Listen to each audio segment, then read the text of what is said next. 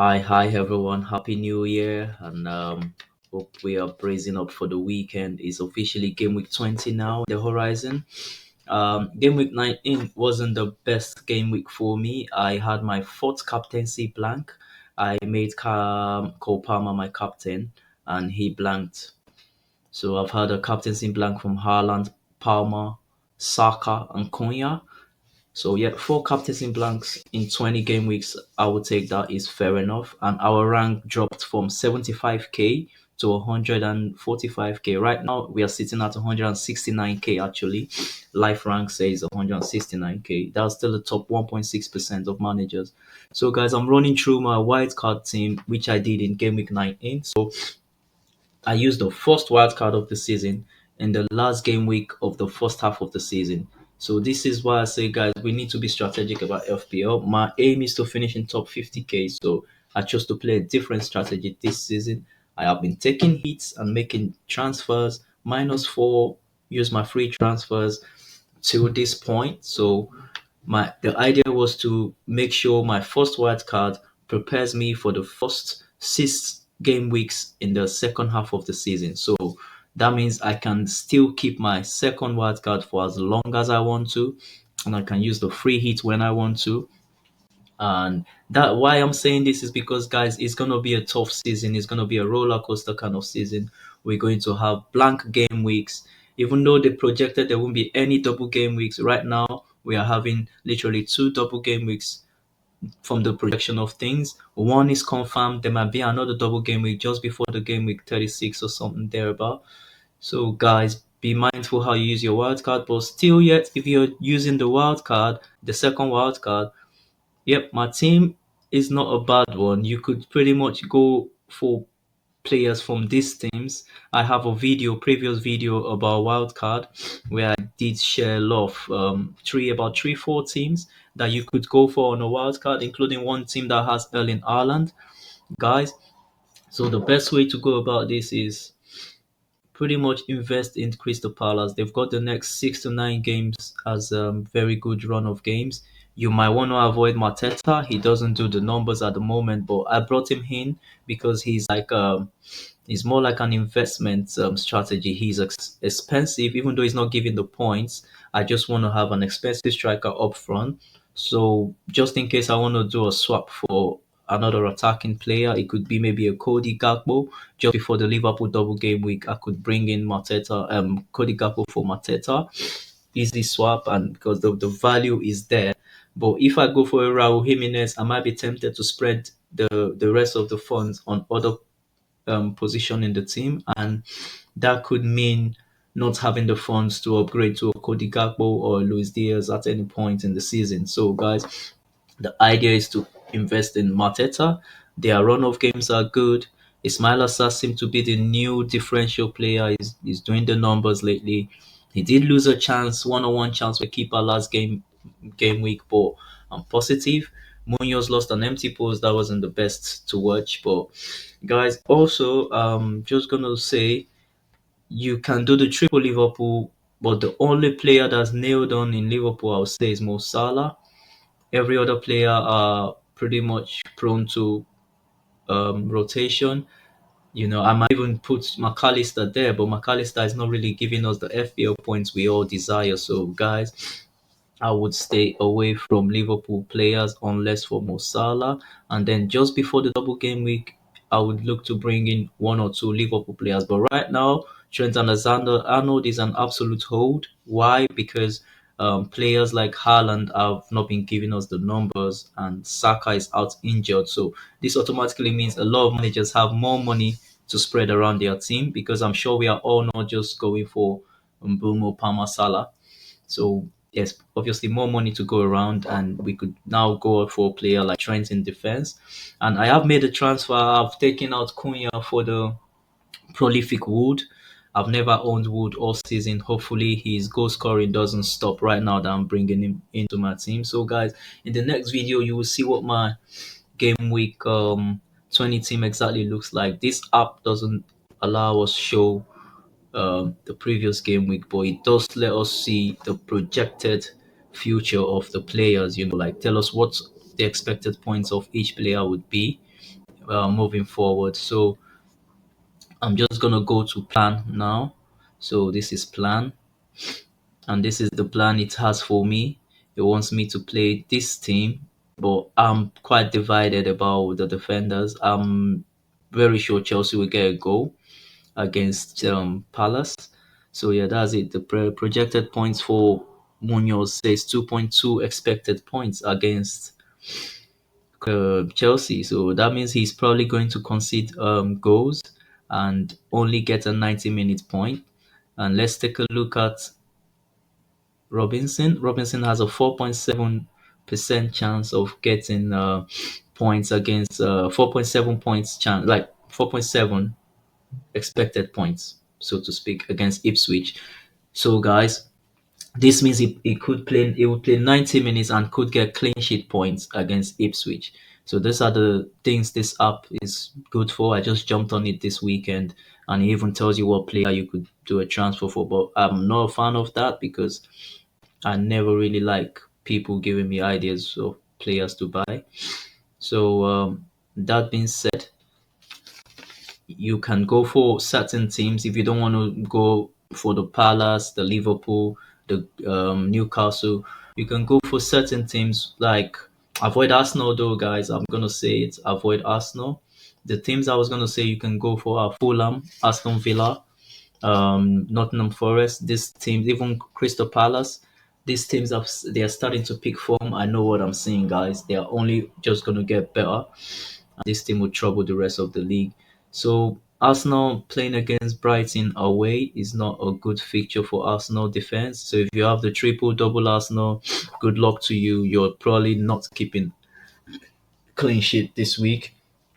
Even the expected points on the screen here says it that Gabriel, for example, 3.94 points expected. So that means a 90-minute point and I don't know, maybe a one pointer from somewhere.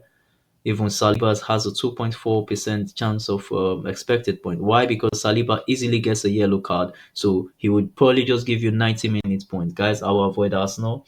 And in their attack, there's too much of a rotation. I wouldn't stay there with them. And guys, to Villa, Villa are an interesting team. They are not there, they are not here. So, but they're a team you could use to balance up. They have a group of players you could use to balance up your team. Players like Rogers, he's a point magnet. I must let you guys know that I actually just discovered that Rogers is a point magnet. You could get an assist and end up on 9 points or even 11 points, because he attracts point bonuses.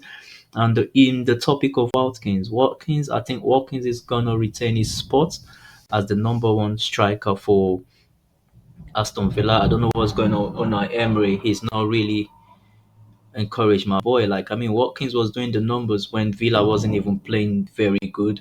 So I can't imagine now that he has a good team around him why he should be a flop. So, guys, that has to do with Unai Emery, in my opinion. And this team here, I would totally avoid. I might do a 1 week run if I was you with Kerkers. Why? Because Everton hardly score goals, so Kerkers could easily keep a clean sheet in this game, depending how hard Bournemouth press Everton today, this weekend. Everton might just sit back, not attack, and yeah, it becomes a clean sheet for Bournemouth. Anyways, Evan Nielsen, goodbye. I'll go for him if I was taking a gamble. If I wasn't on a free hit, on a wild card last game week, I would have easily done a swap for people like this. Have him in my team with Chris Wood or an Ishak or an Ishak Kunya when he's back and Evan Nielsen. It's not a bad combo. Reason why is because most of the premium strikers have not really been banging in the goals like Erling Haaland. So people like Evan Nielsen are totally not bad. This team here, for now, they don't have the fixtures, but if you want to still invest in them, they are not a bad team in the attack. I would go for Mbumo and Wisa just because they might be, in a way, fixture proof and pick points from certain teams that are not really up there. So, guys, yeah, not a bad one. Mbumo and Wisa on that team. This team here, just because a lot of us are trying to do like a new balancing, chase the next run of fixtures in the league. We might go for people like João Pedro, but I'll say that's more of creating funds in your team. So that's all I have to say for Brighton, I will avoid their defense, but I'll go for player like Pedro. And Chelsea, very funny team. A lot of rotation. They seem to have lost motivation. I really don't know what to say about this Chelsea team, but I would totally avoid every Chelsea player except Cole Palmer. They are all prone to rotation, hardly deliver points.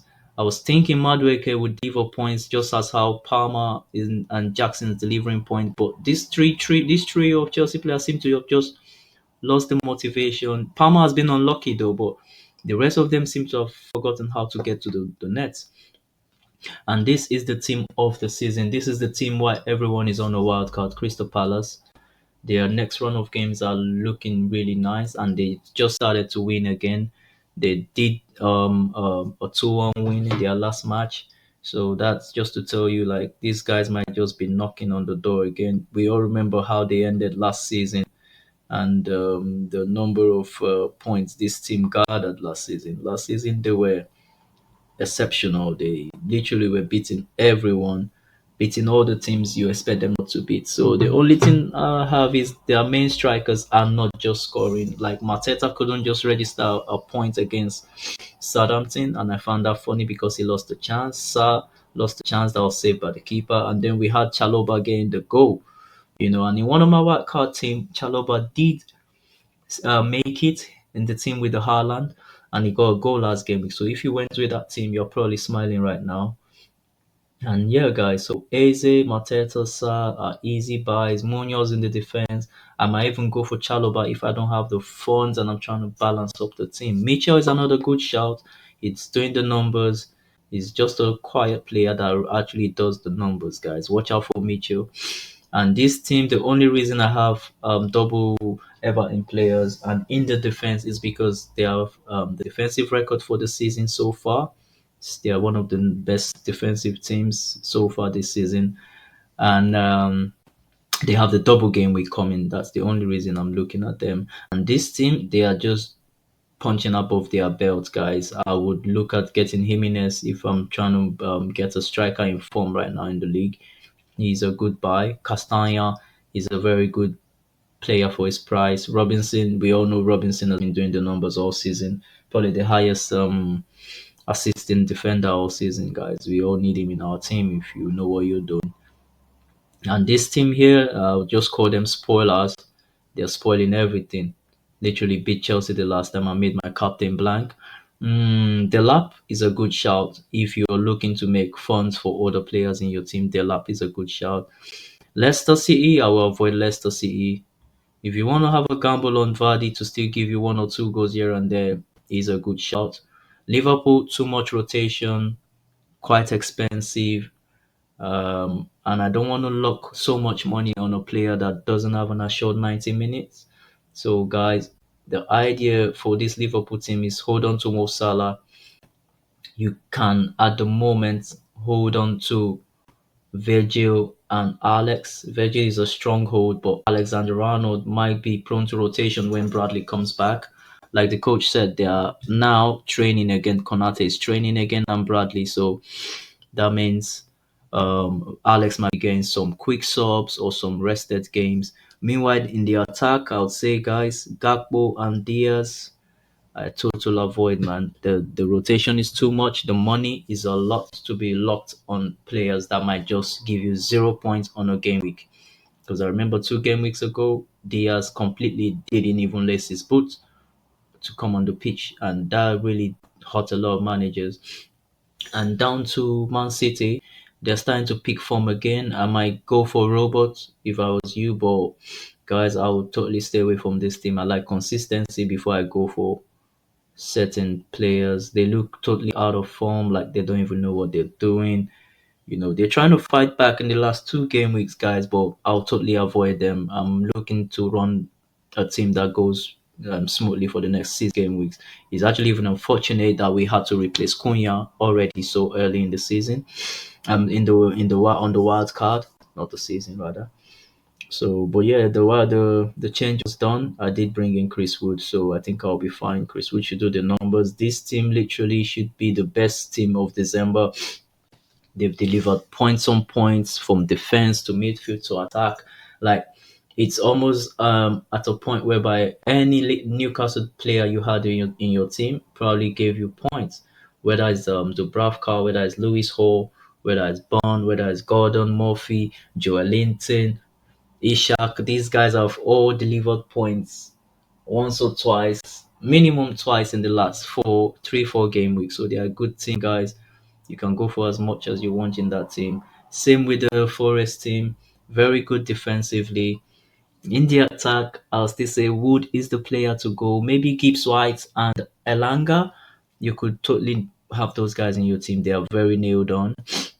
Southampton is a decent team, but they concede goals. We all know they are the whipping boys of the league. 6-0 here and there, 5-0, whatever. Spurs, totally, I will avoid this team. They do get the numbers in the front, in the attack. Solanke, Son, Madison, these guys, Kolishevsky, they get the numbers in the front, but at the back, they just can't seem to do the business. And in the front, if you're losing at the back, you really don't have that consistency in the attack. So I would totally avoid Tottenham players. West Ham is an avoid. In the absence of Jared Bowen, avoid West Ham. Wolves, Cunha, Strand Larson are decent players to own. Nori got back from a suspension and punished all the people that sold him off. Got 10 points, 2 assists. Well, player. You can still own him in your team, but I've never owned that guy all season.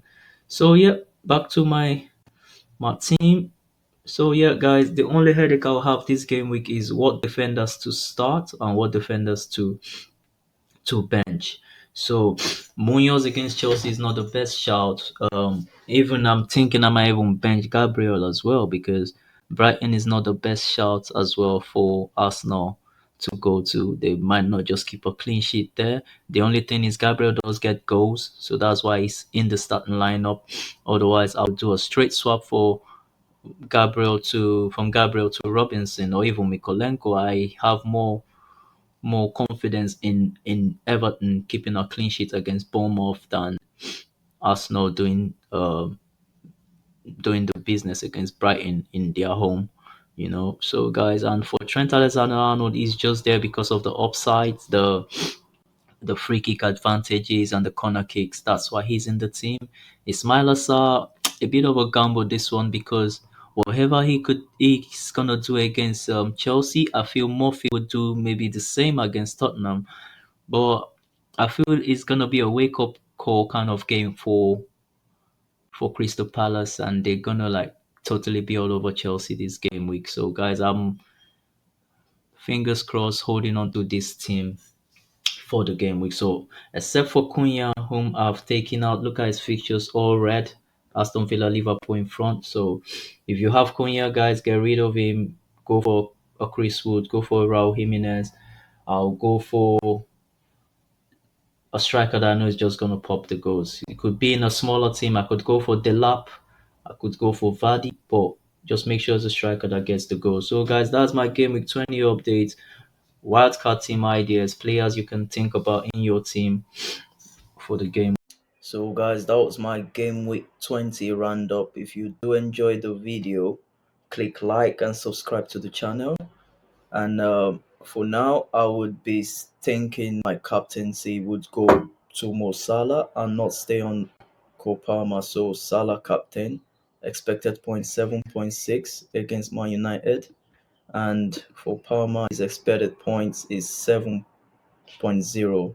Not much of a difference, but I would rather back Mo Salah. I can't take that risk for a second week running to get a red arrow. So guys, that will be it for this game week video. I hope you do enjoy the video. Like I said earlier, hit the like button, hit the subscribe button for more updates until the season runs out. Have a lovely weekend.